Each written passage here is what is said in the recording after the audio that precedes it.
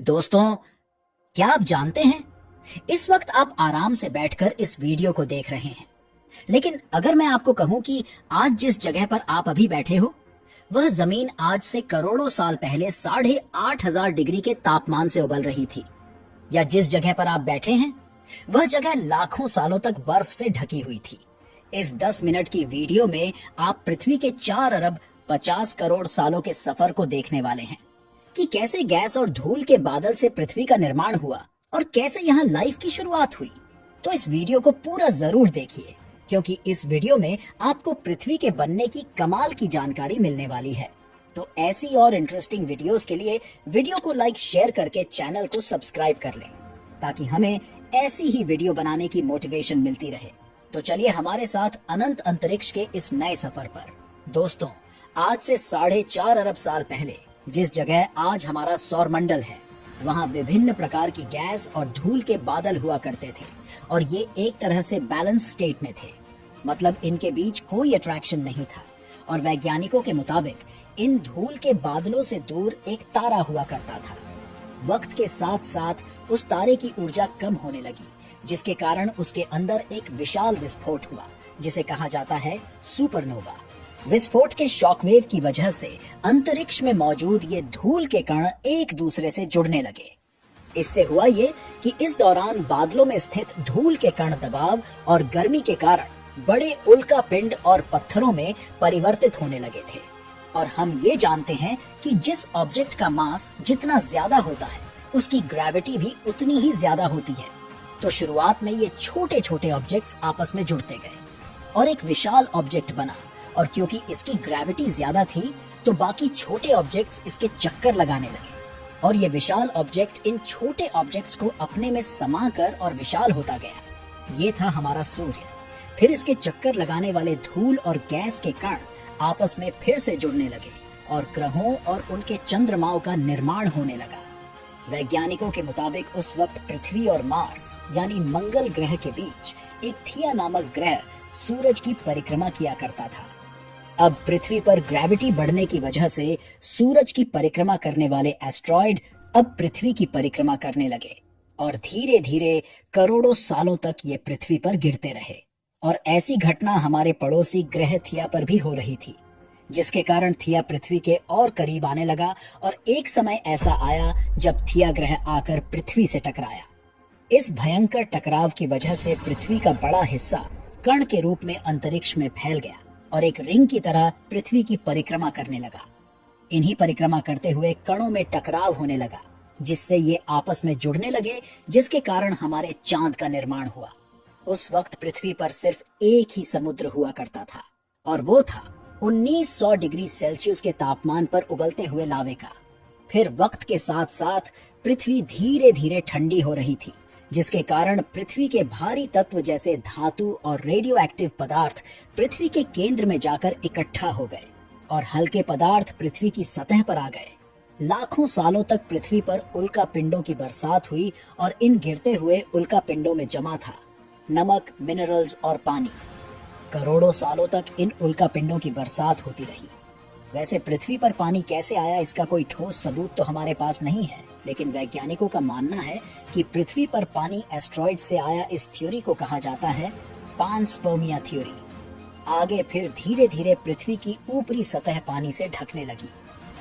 वैज्ञानिकों के मुताबिक यही वो वक्त था जब दूर गहरे पानी के अंदर निकलते ज्वालामुखियों से पहली बार सूक्ष्म जीवों का निर्माण हुआ। लाखों सालों बाद एक वक्त ऐसा आया जब पृथ्वी की पूरी सतह पानी से ढक चुकी थी। हमारी पृथ्वी के सबसे अंदर का कोर रेडियो एक्टिव पदार्थ से बने होने की वजह से हरदम गर्म होता रहता था।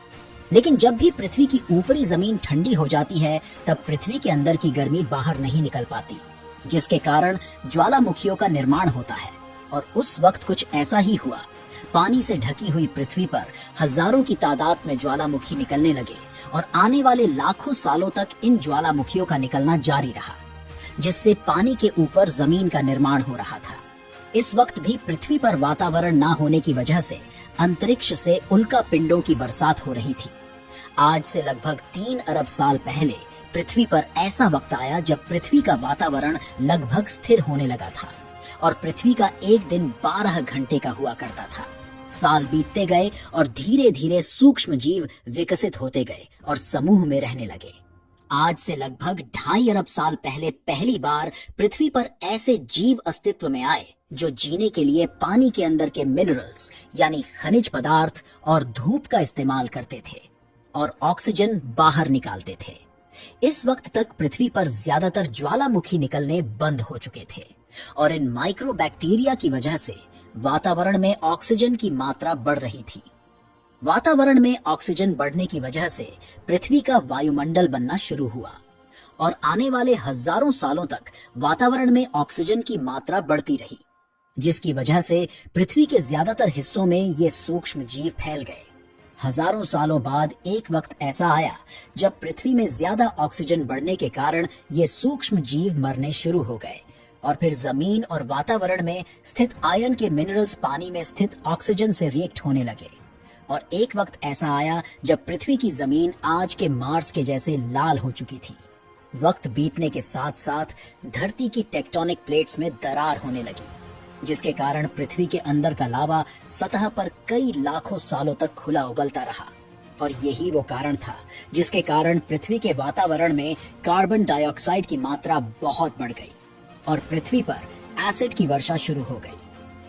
एसिड रेन की वजह से पृथ्वी का तापमान घटने लगा और तापमान इतना घटा कि पृथ्वी के ऊपर स्थित पानी बर्फ में परिवर्तित होने लगा। पृथ्वी पर पहली बार भयंकर हिमयुग आया। इस वक्त पूरी पृथ्वी सफेद बर्फ से ढक चुकी थी और फिर पृथ्वी लाखों सालों तक बर्फ से ढकी रही, मगर फिर से पृथ्वी के अंदर स्थित गर्मी ज्वालामुखी के रूप में निकलना शुरू हो गई और इन ज्वालामुखी से निकलने वाली गर्मी ने बर्फ को पिघलाना शुरू कर दिया। इसी बीच पृथ्वी की गहराई में बचे कुछ सूक्ष्म जीव धीरे धीरे बदल रहे थे और अब वो ऑक्सीजन को अपने शरीर को बड़ा और जटिल बनाने के लिए इस्तेमाल करने लगे थे। इस बीच पानी में अलग से भी छोटे समुद्री पौधे निकलने शुरू हो चुके थे।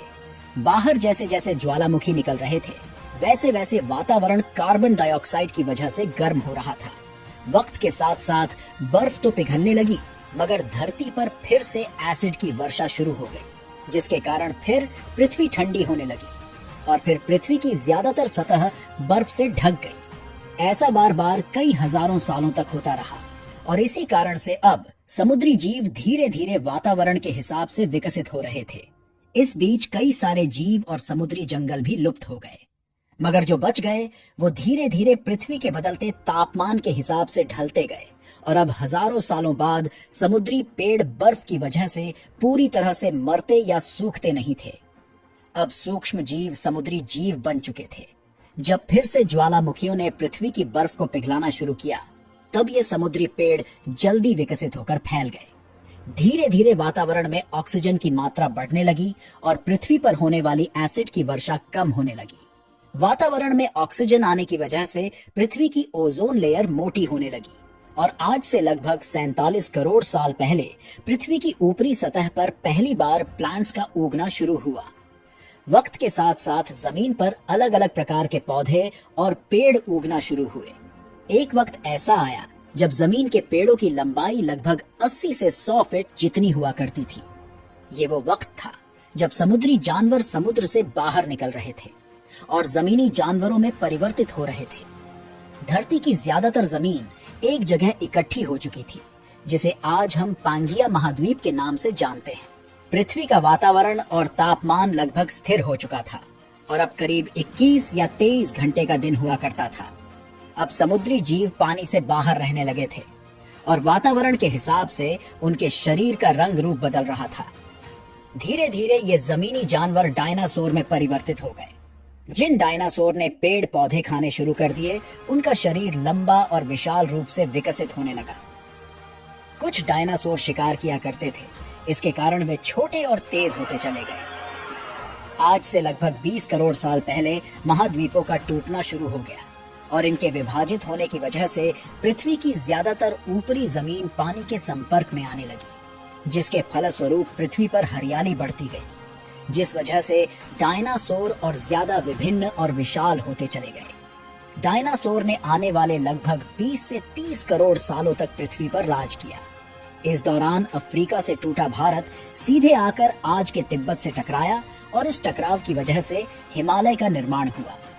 आज से लगभग 6.5 करोड़ साल पहले पृथ्वी की तरफ आज के माउंट एवरेस्ट से भी बड़ा उल्का पिंड लगभग 80,000 किलोमीटर प्रति घंटे की स्पीड से पृथ्वी की तरफ आ रहा था।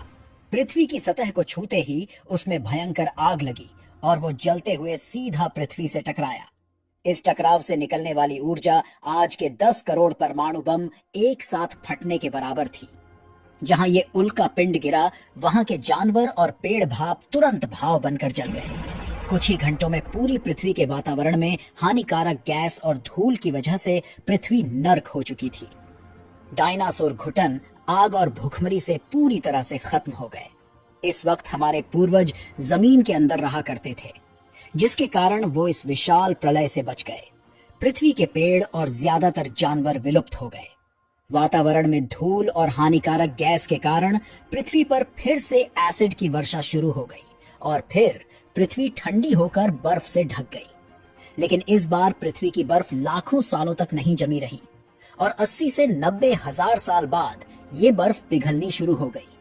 जैसे ही धरती पर वातावरण फिर से पहले जैसा होने लगा, वैसे ही ये छोटे जीव जमीन से बाहर आना शुरू हो गए और इसी बीच यह जमीनी जीव बंदरों में परिवर्तित हुए। मगर जैसे जैसे पृथ्वी गर्म होने लगी, वैसे वैसे अफ्रीका के यह जंगल सूखने लगे। जंगल की चीजें खाने वाले बंदरों को खाने की कमी होने लगी। खाने की तलाश में इन बंदरों ने अपने पैरों पर चलना शुरू कर दिया, जिससे उन्हें दूसरे जानवरों के शिकार करने में मदद मिलती थी। धीरे धीरे उनके शरीर का रंग रूप वहां के मौसम के हिसाब से बदलता गया। वक्त के साथ साथ हम आदिवासी बने। हमने हथियारों से लेकर आग का आविष्कार किया। हम धीरे धीरे इंसान के रूप में विकसित हुए और हमने परिवार, भाषा और संस्कृति का निर्माण किया और वक्त के साथ साथ हम विकसित होते चले गए और आज हम इस पृथ्वी की सबसे विकसित प्रजाति बन चुके हैं। पृथ्वी को आज के जैसे बनने में लगभग 4.5 अरब साल का वक्त लगा है और हमें एक छोटे जमीन में रहने वाले जानवर से इंसान बनने में कई लाखों सालों का। मगर हमने अभी के इन 100 सालों में जितना पृथ्वी को गंदा और तबाह किया है, उतना आज तक किसी भी प्रजाति ने नहीं किया होगा। तो दोस्तों, ऐसे हुआ था पृथ्वी का निर्माण। तो दोस्तों, इस वीडियो में बस इतना ही। होप ये वीडियो आपको पसंद आई होगी। अगर ऐसा है तो वीडियो को लाइक शेयर करना ना भूलें।